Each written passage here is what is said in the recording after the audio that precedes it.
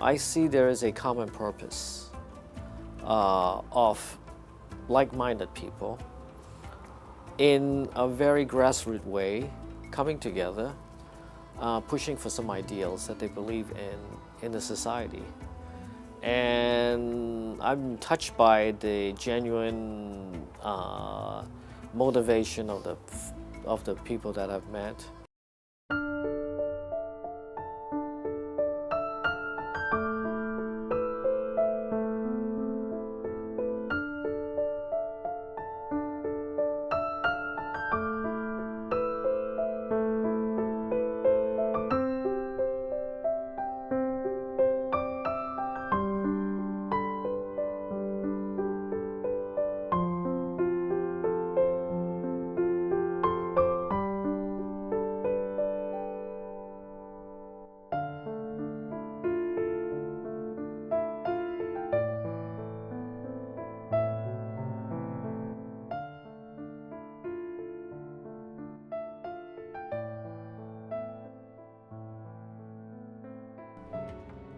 I'm Chui Tsang. I'm the president of Santa Monica College. I've been the president of this college in my 9th year right now. I came to know Hizmet Movement through my involvement with the Pacifica Institute and through some of the activities that I participate in Pacifica Institute. And the way I came to know it is not that I want to find out about Hizmet Movement, but because the work that Pacifica Institute was doing in promoting cross-cultural dialogue and cross-religious dialogue and the kind of understanding that it's trying to promote among different peoples of the world, beliefs and backgrounds. And I came to know some of the people and attended some of the functions. And through them, I learned about some of the actions that this Hizmet movement is trying to find out. And it's not in any kind of a reading, but more like an observation of the activities and the kind of dialogues that were taking place. Hizmet movement, and it is represented by the people that I've met. I see there is a common purpose of like-minded people in a very grassroots way coming together, pushing for some ideals that they believe in the society. And I'm touched by the genuine motivation of the people that I've met. I am impressed with the sacrifice that individuals that believe in this contribute to this collective goal that they are trying to reach. There were instances when I was in Turkey and also in here in the United States. I come across individuals and small groups of people who have contributed heavily to this movement in their own efforts as well as in financial ways, far greater than I see what an average American would contribute to something that they would believe in. And there's a simple, deep belief in it, and it's very genuine, and I think that is really impressive, because that's where the dedication is, and it has to be something that is for the greater good of the society that folks are doing that.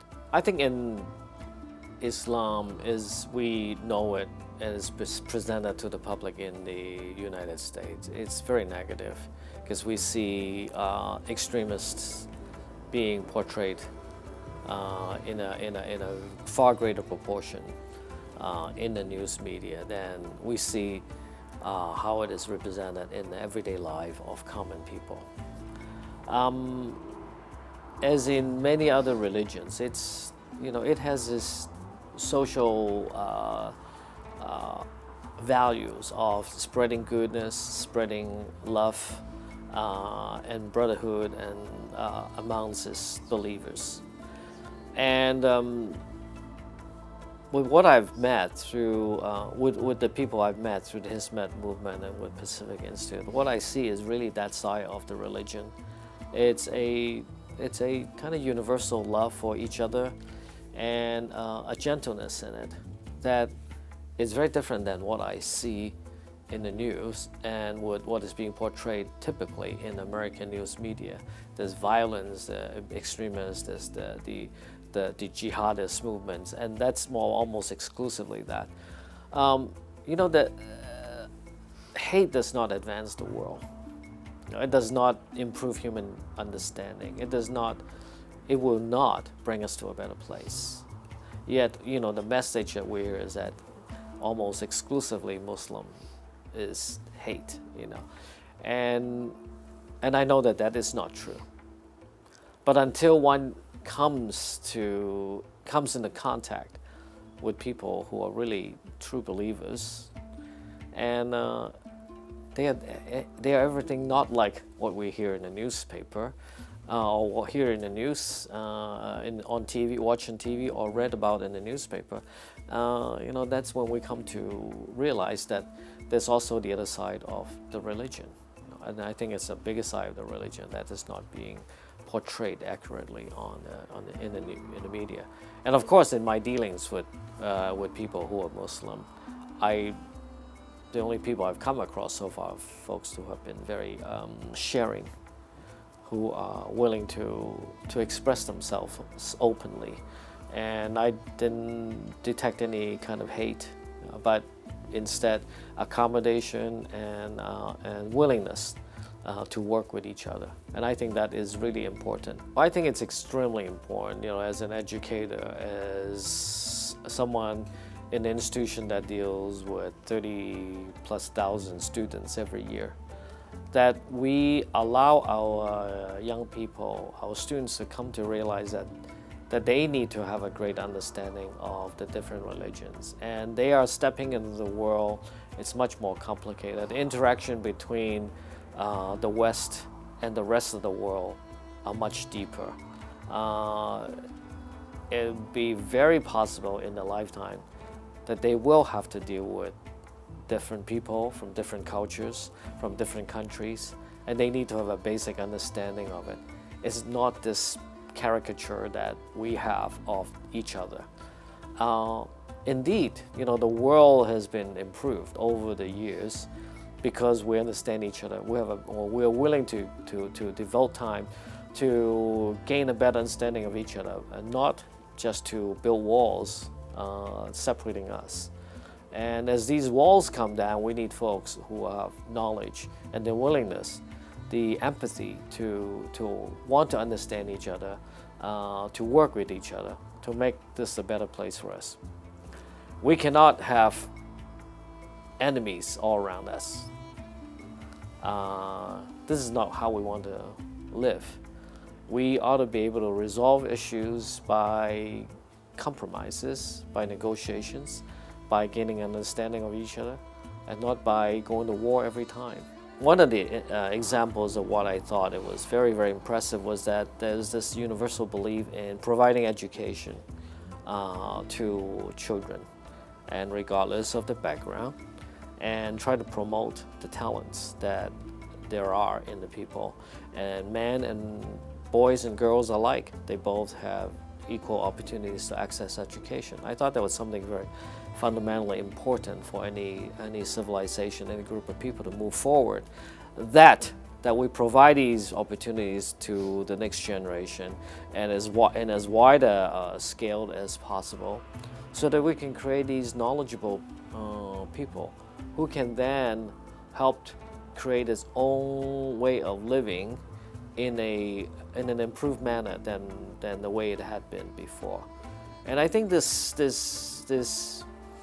crossroads that I think that we are seeing in many of the developing countries, and in the little that I know about Turkey, is that in a way to become a modern society, to adopt many of the modern ways of democratic society and equality for all, it is an important step.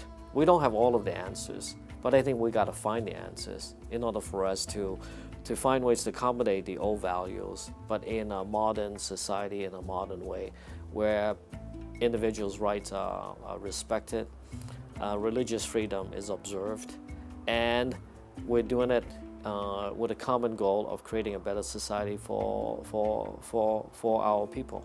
And so I think it's really important that we create these opportunities for our young people, because with every person that we can add to the roster is another brain, another child being fostered, being nurtured, and come to realize their potential.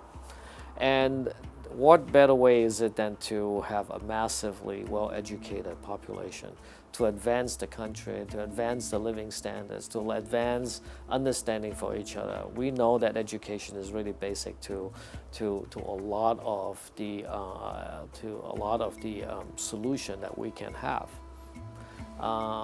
And by having a larger, well-educated population, it only benefits the society in the long run. And I think the work that has been done by the followers of this thought, I think it's really tackling the fundamentals of what is needed in society.